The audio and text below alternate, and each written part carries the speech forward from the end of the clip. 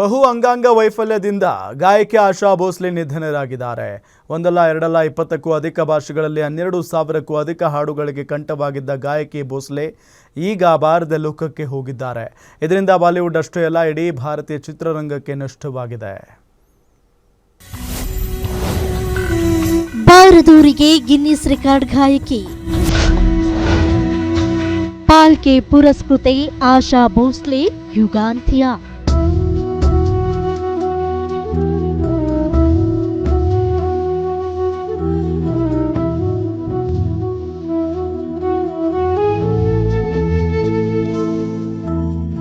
ಆಶಾ ಭೋಸ್ಲೆ ಅಕ್ಷರಶಃ ಸ್ವರ ಸಾಮ್ರಾಜ್ಞಿ. ಯಾಕಂದ್ರೆ 92 ವರ್ಷದ ಈ ಲೆಜೆಂಡರಿ ಗಾಯಕಿ ಜೀವಿತಾವಧಿಯಲ್ಲಿ ಬರೋಬ್ಬರಿ 80 ವರ್ಷಗಳ ಕಾಲ ತಮ್ಮ ಕಂಠದ ಮೂಲಕ ಇಡೀ ಭಾರತೀಯರ ಕಿವಿ ಇಂಪಾಗಿಸಿದ್ದಾರೆ. ಒಂದಲ್ಲ ಎರಡಲ್ಲ 20ಕ್ಕೂ ಅಧಿಕ ಭಾಷೆಗಳಲ್ಲಿ 12,000ಕ್ಕೂ ಅಧಿಕ ಹಾಡುಗಳಿಗೆ ಕಂಠವಾಗಿದ್ದಾರೆ. ಸ್ವತಂತ್ರ ಪೂರ್ವದಿಂದ ಎಂದಿನ ತನಕ ಕಲಾಸೇವೆ ಮಾಡಿದ ದಾದಾ ಸಾಹೇಬ್ ಪುರಸ್ಕೃತೆ ಪದ್ಮ ವಿಭೂಷಣ ಆಶಾ ಭೋಸ್ಲೆ ಬಾರದೂರಿನತ್ತ ಪಯಣ ಬೆಳೆಸಿದ್ದಾರೆ. ಬಹು ಅಂಗಾಂಗ ವೈಫಲ್ಯದಿಂದ ಗಾಯಕಿ ಆಶಾ ಭೋಸ್ಲೆ ಮುಂಬೈನ ಬ್ರಿಜ್ ಕ್ಯಾಂಡಿ ಆಸ್ಪತ್ರೆಯಲ್ಲಿ ಚಿಕಿತ್ಸೆ ಫಲಿಸದೆ ನಿಧನರಾಗಿದ್ದು, ಇಡೀ ಭಾರತೀಯ ಸಿನಿರಂಗಕ್ಕೆ ತುಂಬಲಾರದ ನಷ್ಟವಾಗಿದೆ. मेरी माताजी श्रीमती आशा भोसले, इनका आज निधन हो चुका है. कल सुबह 11 बजे वो जहाँ रहती थी कासा ग्रैंड लोअर परेल, वहाँ पर जिनको अंतिम दर्शन लेने हैं वो आप वहाँ आइए. और 4 बजे कल दोपहर को शिवाजी पार्क में इनके अंतिम संस्कार होंगे.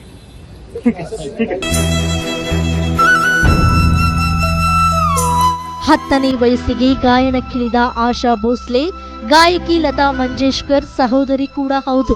ಆತ್ಮಸ್ಪರ್ಶಿ ಝಲಕ್ಗಳು, ಶಾಸ್ತ್ರೀಯ ಸಂಗೀತ, ಚೈತನ್ಯ ಭರಿತ ಕ್ಯಾಬರಿ ಸಾಂಗ್ಸ್, ರೊಮ್ಯಾಂಟಿಕ್ ಮಧುರ ಗೀತೆಗಳ ವೈವಿಧ್ಯಮಯ ಕಂಠ ಇವರದ್ದು. ಅದರಲ್ಲೂ ದಮ್ ಮಾರೋ ದಮ್ ಎಂದಿಗೂ ಎವರ್ ಗ್ರೀನ್. ಆಶಾ ಭೋಸ್ಲೆ ಬರೀ ಗಾಯಕಿ ಮಾತ್ರವಷ್ಟೇ ಅಲ್ಲ, ವಾಯ್ಸ್ ಓವರ್ ಆರ್ಟಿಸ್ಟ್, ಅದ್ಭುತ ಕಲಾವಿದೆಯೂ ಹೌದು. ಮಿಗಿಲಾಗಿ ಒಳ್ಳೆಯ ಬಿಸ್ನೆಸ್ ವುಮನ್, 2 ಮದುವೆ, ಮಕ್ಕಳು, ಮೊಮ್ಮಕ್ಕಳು, ಹೀಗೆ ಸಾರ್ಥಕ ಜೀವನ ನಡೆಸಿದ ಸತಾಯಿಷಿ ಅಂದ್ರೆ ತಪ್ಪಾಗುವುದಿಲ್ಲ. ಸೌತ್ ದುನಿಯಾದ ಜೊತೆಗೂ ನಂಟಿರೋ ಆಶಾ ಭೋಸ್ಲೆ ಗಾನ ಗಂಧರ್ವ SPB ಜೊತೆಗೂಡಿ ಸಾಕಷ್ಟು ಸಾಂಗ್ಸ್ ಹಾಡಿದ್ದಾರೆ. ಅಷ್ಟೇ ಯಾಕೆ, ನಮ್ಮ ಕನ್ನಡದ ಕ್ರಾಂತಿವೀರ ಸಂಗೊಳ್ಳಿ ರಾಯಣ್ಣ ದೂರದ ಬೆಟ್ಟ ಮತ್ತೆ ಮುಂಗಾರು ಚಿತ್ರಗಳಲ್ಲಿ ತಮ್ಮ ಗಾನ ಸುದೆಯನ್ನ ಹರಿಸಿದ್ದಾರೆ. ಹಾಗಾಗಿ ನಮ್ಮ ಕನ್ನಡಿಗರಿಗೂ ಆಶಾ ಭೋಸ್ಲೆ ಅಗಲಿಕೆ ಇನ್ನಿಲ್ಲದೆ ಕಾಡಿದೆ. ಒಟ್ಟಾರೆ ಪ್ರಧಾನಿ ಮೋದಿಯಿಂದ ಹಿಡಿದು ಇಡೀ ಭಾರತೀಯ ಚಿತ್ರರಂಗವೇ ಆಶಾ ಭೋಸ್ಲೆ ನಿಧನಕ್ಕೆ ಕಂಬನಿ ಮಿಡಿದಿದೆ. ವಿಶ್ವದ ಮೂಲೆ ಮೂಲೆಯಿಂದ ಸಂತಾಪ ಸೂಚನೆಗಳು ವ್ಯಕ್ತವಾಗ್ತಾ ಇವೆ.